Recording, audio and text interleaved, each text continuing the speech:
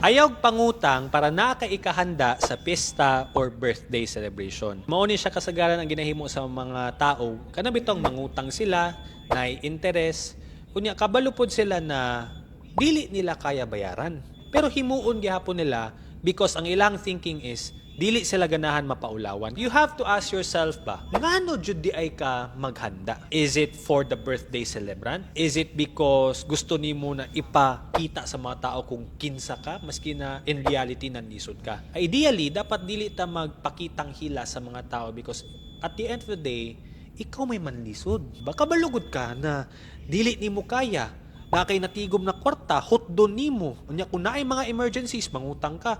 Unya ang mga tao magkuna-una sila, tipasa. Kuya kay kaghanda unya mangutang ka sa kuha. Dili ba mas angay na maging discreet na lang ta na kung naay mga emergencies na may tabo sa atong kinabuhi, kay dili ta kinahanglan mangutang sa atong mga kapitbahay or masingkinsa kay naatay natigom na kwarta for emergency reasons.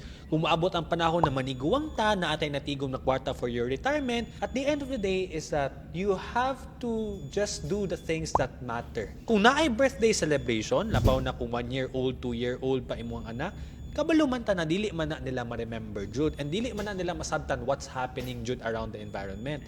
So dili ba mas angay na you spend it sa mga meaningful na mga tao? Like, kung kinsa lang jud tong dapat na naa dito, you celebrate. Kung medyo naanay edad nimong anak, pangutanon nimo siya unsay gusto niya, and if it's something na naapasok sa imong budget, then you do it. Dili kay mag-go overboard ka just to show off that you can do it, but you're really having a hard time. Kung naa kay gusto paliton na medyo mahalon siguro, tiguman usa nato, dili na to iutang para makapalitana, tigom sa sakripisyo sa tagamay, i-prioritize na to ang mga butang na kailangan nato, sama sa mga emergency fund, investment fund, then you can also reward yourself as you move along. Pasig na kay mga thoughts ba, nganong nagautang ang mga tao para naa sila ikahanda sa pista, birthday, bunyag, masin nakabalo sila na dili jud nila kaya financially. Basig naa kay mga experiences that you would like to share in the comment section.